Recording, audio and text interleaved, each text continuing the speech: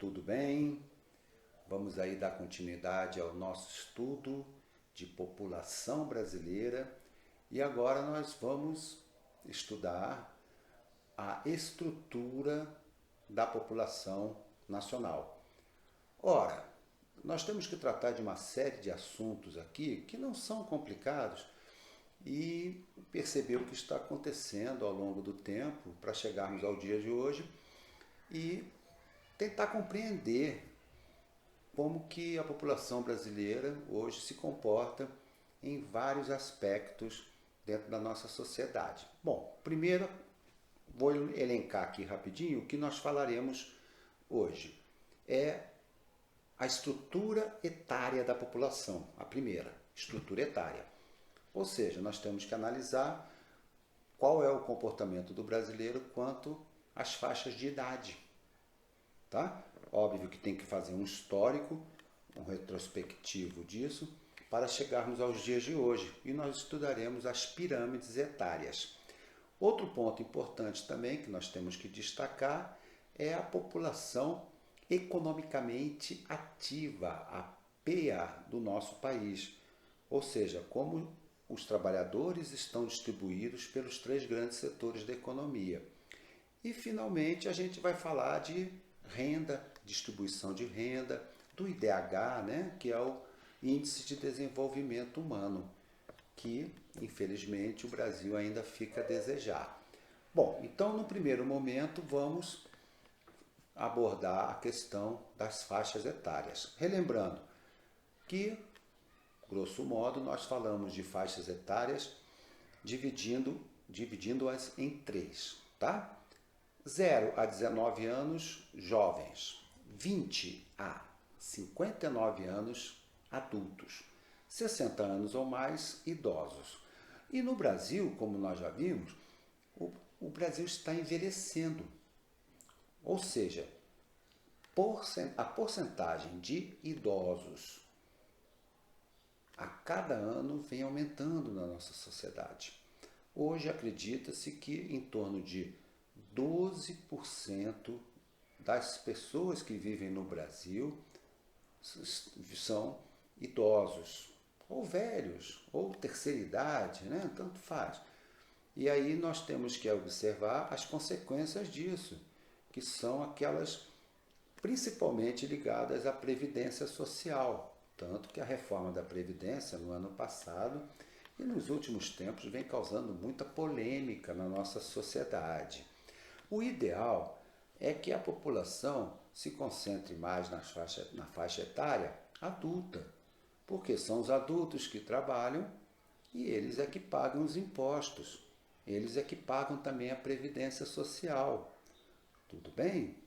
E, nesse caso, o Brasil tem uma faixa aí de aproximadamente algo em torno de 60% de brasileiros, um pouco mais,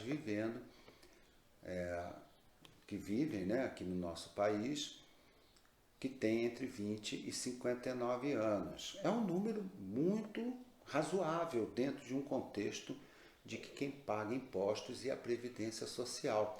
Mas aí caímos num problema sério, típico de subdesenvolvimento. O que acontece? Uma boa parte desses trabalhadores, ou seja, pessoas em idade produtiva, não fazem parte do mercado formal de trabalho. Se não fazem parte do formal, eles estão na economia informal. Tudo bem? Então, eles não pagam a Previdência Social. E isso, posteriormente, vai ter um impacto muito grande na sociedade, porque, pela lei, homens, quando atingem 65 anos e mulheres com 62, independente de contribuição ou não, tem que receber pelo menos um salário mínimo para sobreviver na sua velhice. Então, esse é um problema sério que também veremos quando abordarmos a população economicamente ativa. E o número de jovens, ele não está aumentando mais como aumentava 50, 40 anos atrás. Ou seja, as mulheres brasileiras estão tendo poucos filhos em comparação com com o que acontecia há meio século ou mais. Tudo bem? E aí você vai ver as pirâmides etárias brasileiras de alguns anos atrás, onde a base da pirâmide, que significa o número de jovens, era muito larga, porque mostrava uma taxa de natalidade muito grande no nosso país. Enquanto que o topo da pirâmide, que representa os idosos, era bem estreito, típico de país subdesenvolvido, como ocorre hoje em muitos países africanos, especialmente da chamada África subsaariana, bem como de muitos países asiáticos, aqueles mais pobres. E o Brasil, seguindo o ritmo da América Latina, via de regra, a pirâmide foi estreitando a sua base e alargando o seu topo, significando exatamente aquilo que eu falei. O número de jovens está proporcionalmente menor e o número de idosos está maior na nossa sociedade. Tudo bem? Estão vendo aí então as pirâmides etárias do Brasil, a antiga e a recente. Beleza? Tudo bem. Quando a gente fala também de população, não tem como. Temos que falar da população que trabalha, a população economicamente ativa, né? Nesse caso, destacamos que no passado, o Brasil, um país que era agrário exportador, concentrava a população principalmente no setor, olha aí, primário, setor agropecuário. E com a urbanização e a industrialização promovida, especialmente no Brasil após a Segunda Guerra Mundial já terminou há 75 anos, houve uma migração maciça de pessoas do campo para a cidade. Portanto, aconteceu uma diminuição significativa de trabalhadores no setor primário e aumentou o do setor secundário e terciário. O secundário é o setor industrial, incluindo também a construção civil, e o terciário é o setor de comércio e serviços. Hoje, mais de 60% dos trabalhadores brasileiros estão concentrados no setor terciário.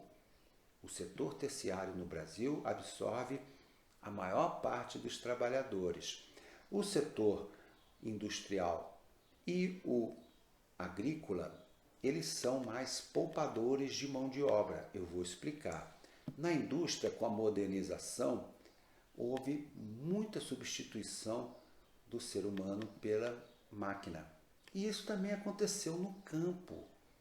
Tudo bem? Só para vocês terem uma ideia, a cana-de-açúcar, que é um dos grandes produtos do agronegócio, há pouco tempo, coisa de 30, 40 anos, era basicamente colheitas feitas manualmente. Hoje, a maior parte está mecanizada. Lógico que isso liberou mão de obra. Se essas pessoas que trabalhavam no setor rural perderam o emprego, provavelmente elas não vão continuar nesse setor, não serão assimiladas mais pelo setor primário, irão para o setor terciário. É uma tendência. Tudo bem? Então é isso que acontece hoje com a nossa população economicamente ativa.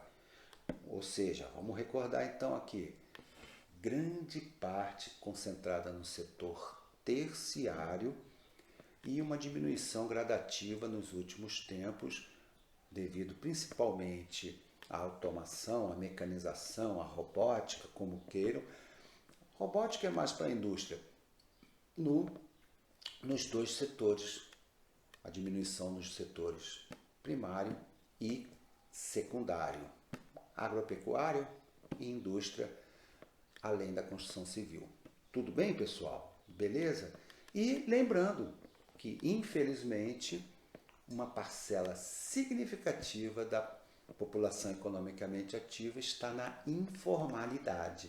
São aquelas pessoas que não têm carteira assinada e que se sujeitam normalmente, pode acontecer, óbvio, exceções, ao trabalho mais vulnerável, mais braçal e de baixo rendimento, né? Então, é uma realidade triste hoje num país que apresenta algo em torno de 13 milhões de desempregados, que é um número absurdo. Ok? Beleza. Passando para a renda, para a distribuição dessa renda, dessa riqueza. Óbvio que o Brasil, ao longo dos tempos, se manifestou, se mostrou um país extremamente desigual. Todos vocês sabem disso, não precisa nem, né, destacar, é chover no molhado. O Brasil é um país desigual, um dos mais desiguais do mundo. Tudo bem? Se nós observarmos alguns números, né, do nosso IDH, o Índice de Desenvolvimento Humano, o índice Gini, que mostra a distribuição de renda, o Brasil vai estar entre os piores países do mundo. Isso acontece pela nossa história, que é uma história pautada primeiramente lá no passado no latifúndio, e depois veio, né, essas reformas que foram insignificantes ao longo dos tempos, que não teve como, ou não quiseram, né, que a maior parte da população usufruísse da nossa riqueza, da nossa renda. Então o Brasil hoje, só para vocês terem uma ideia, números dos nossos, né, 212 milhões de habitantes hoje, um número impressionante, algo em torno de 48% não tem um saneamento básico completo na sua casa. Né? Água potável, sistema de esgotos, não tem. É impressionante. Acredita-se que em torno de 40 milhões de brasileiros vivem em favelas, que são aquelas habitações, né, as piores que existem. 40 milhões.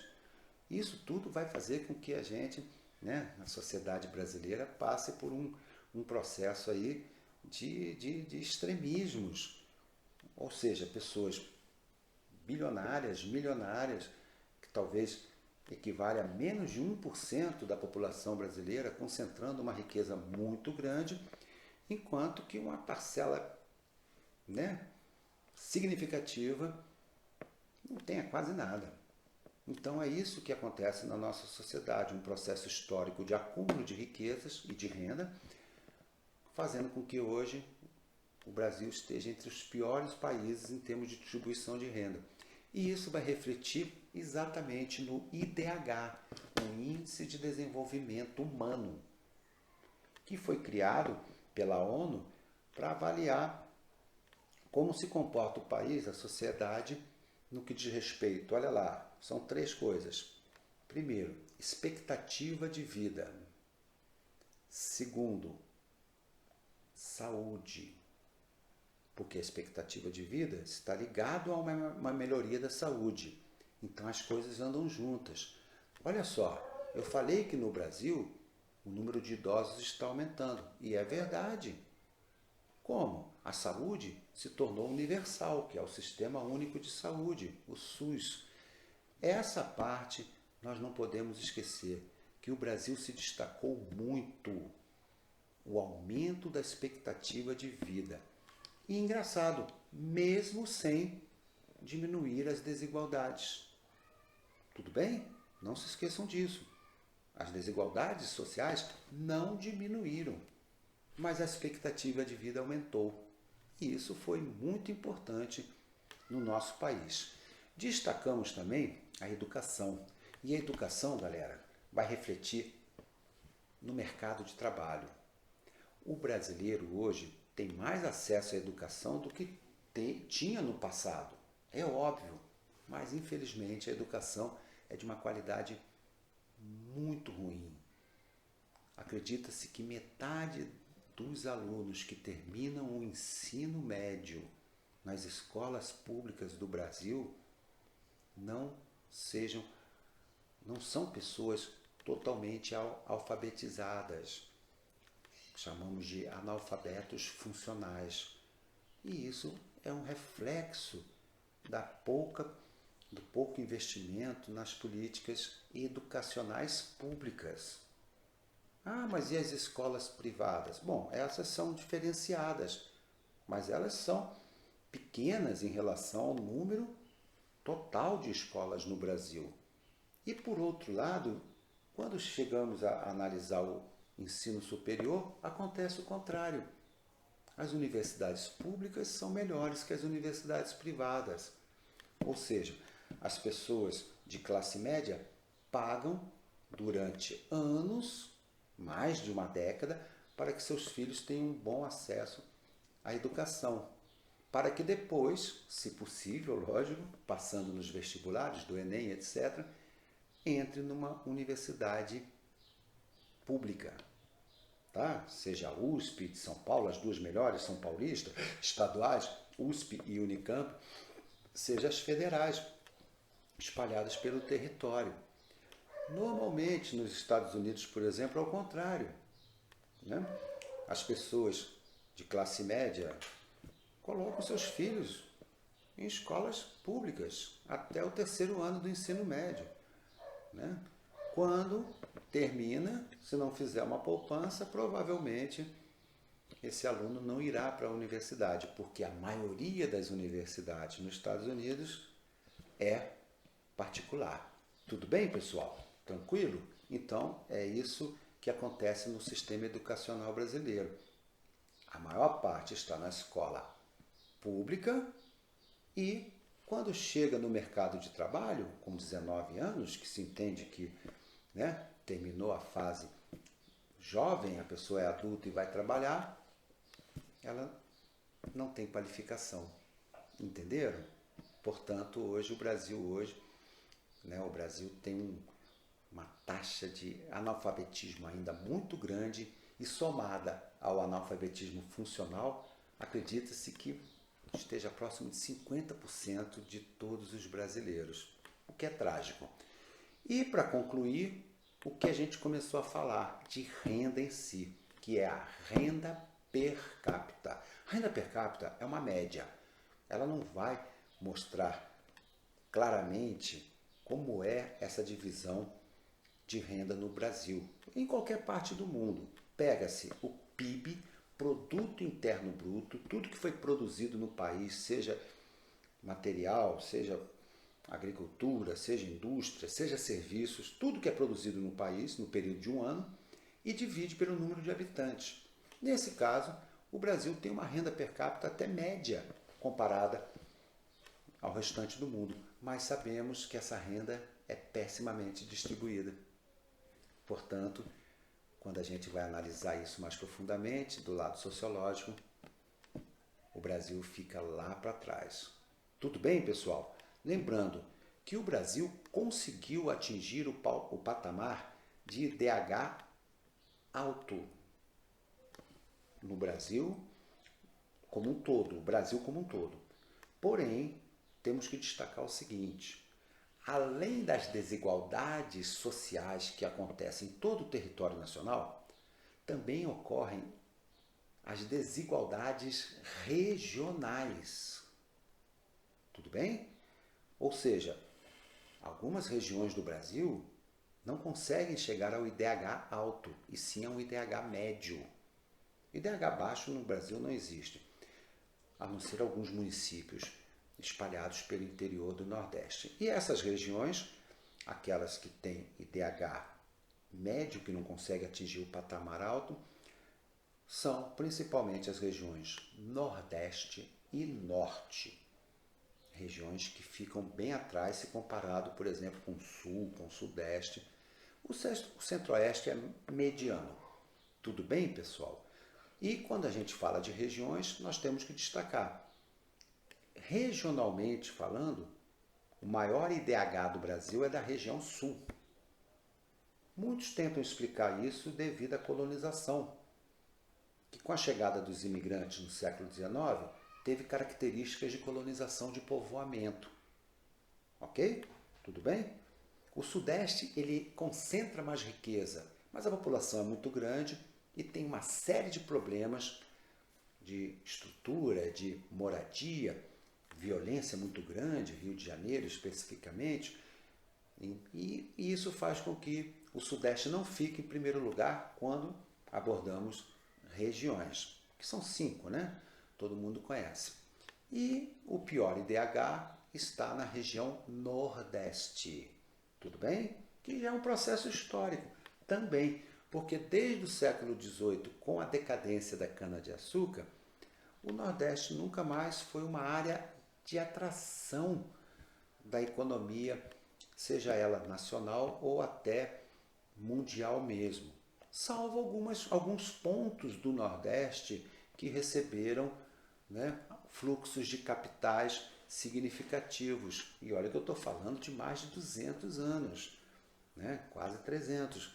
Então, é um processo histórico de descaso, de, enfim, pobreza e miséria na pior região brasileira quando analisamos o IDH. Outra observaçãozinha quanto ao IDH também. Qual seria a unidade da federação, unidade federativa, com maior IDH no nosso país? Muita gente pode pensar, então é São Paulo. Não, São Paulo, como eu disse, tem muita riqueza no Sudeste, mas também muitos problemas. Então pode ser Santa Catarina, Rio Grande do Sul, Paraná, lá no Sul? Também não. Olha só, estudado individualmente, cada unidade, o maior IDH é o IDH de Brasília, que na verdade nós chamamos de Distrito Federal como unidade federativa. Esse é o maior IDH do Brasil, tudo bem? Distrito Federal. Isso é explicado principalmente pelo grande aporte de capitais dos ministérios que lá atuam, certo? Afinal de contas, estamos falando da capital do nosso país. Então, quando vai se analisar o IDH, Brasília, Distrito Federal, fica em primeiro. E os dois últimos que ficam ali respondendo, até disputando por essa competição tão triste, é Maranhão e o estado de Alagoas. Os dois estão ali na rabeira, ambos do Nordeste. Só para vocês terem uma ideia, no Maranhão, 50% da população depende do Bolsa Família. 50%. Né? Não é à toa que o Maranhão e o Nordeste como um todo, além do Norte, que eu também falei que fica lá atrás, é área de repulsão populacional. Sabemos que nordestinos se espalharam e continuam migrando para várias partes do Brasil desde a decadência da cana-de-açúcar no século XVIII. E, interessante, a capital também deixou de ser no século XVIII em Salvador e se transferiu para o Rio de Janeiro. Ou seja, além da perda econômica, também teve a perda política. Tudo bem, pessoal? Espero que vocês tenham gostado dessa parte aí da estrutura da população brasileira e vamos seguir em frente estudando bastante. Legal? Um abraço para todos.